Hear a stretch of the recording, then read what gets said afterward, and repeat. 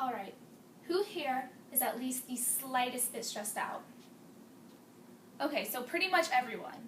That's normal, right? We've all become accustomed to recognizing stressful situations and dealing with them. But that's not the case, is it? It's not always that simple. 7th grade was the first time I had heard of and understood the concept of stress. We learned little things, like the definition of it. And then we learned little things that might stress us out, like homework and tests. And then we learned maybe 3 ways of dealing with it. Sleep a lot, exercise as much as you can, and hopefully don't procrastinate. I knew that was going to be hard for me. From there, I took one more 8th grade class, which was for health again. We barely touched on stress. The only thing that extended my knowledge of stress was that, it wasn't just school. Everything could stress you out. In high school, I had one required health class, didn't even talk about stress. So from this small amount of knowledge, I thought that stress would be a little annoyance from other little annoyances. Boy, was I wrong. Nowadays, when I tell people that I'm a math major, I get stressed out just from talking about it. My heart races, I get a little sweaty. It's so bad. And then when I think about failing an exam, I can't help but pull an all-nighter. That only makes it worse. And I'm not afraid to say that I have cried to my mom many, many times just thinking that I'm going to fail this class. I don't know what to do to fix it. I'm so stressed out because there's just not enough time in my life. I've survived so far, but I realize now that stress is not just a little nuisance in life. It is very, very overwhelming. I realize now that stress can be detrimental to both the brain and the body. When a stressor is present, the body instantly reacts, and this is not something that you can control.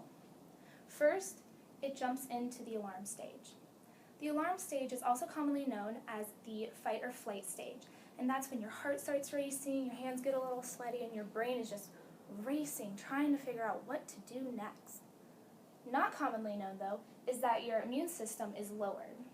And this is because your body recognizes that in a stressful situation, you don't need to worry about growing, and you don't need to worry about fighting off infection. You need to worry about what to do.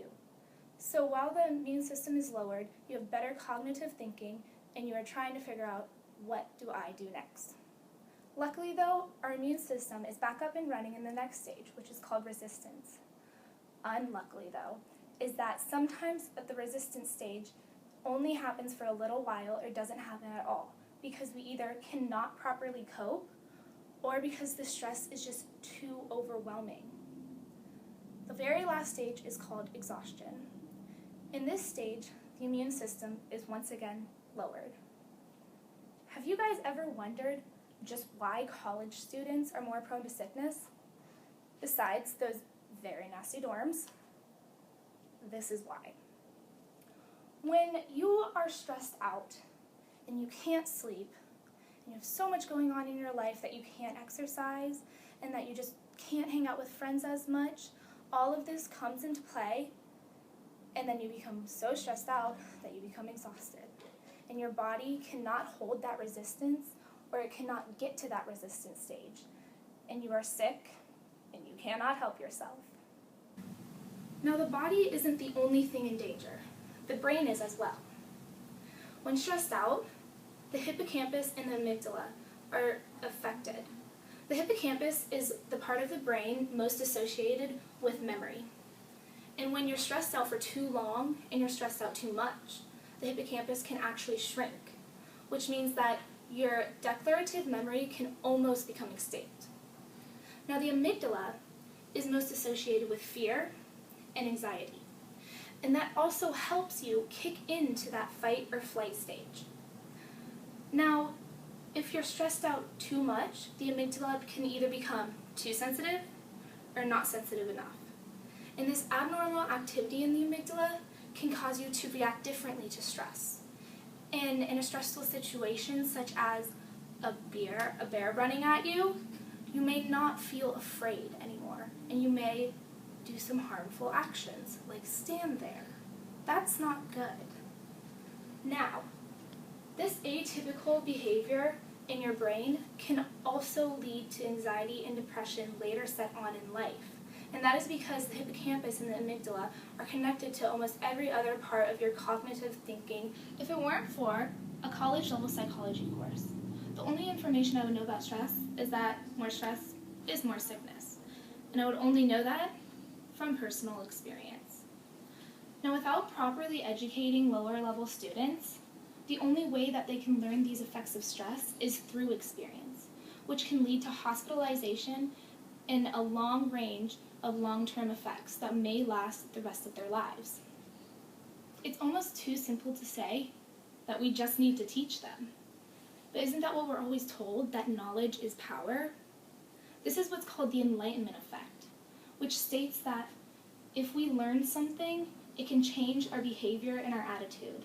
So if we just teach lower-level students properly about stress and its effects, they are more likely to choose the actions that better prevent and better cope with the stressful situations. It's vital that we integrate a better education program in regards to stress into both middle schools and high schools. And that's because not everyone is going to be lucky enough to take a college-level psychology course and finally realize just how bad the effects of stress can be and how overwhelmed you can become by stressful situations. It's not enough now to just pass over the topic and just do the basics of the basics like they did with my middle school and my high school. Knowledge is power, and that power can both save our minds and our bodies. Thank you.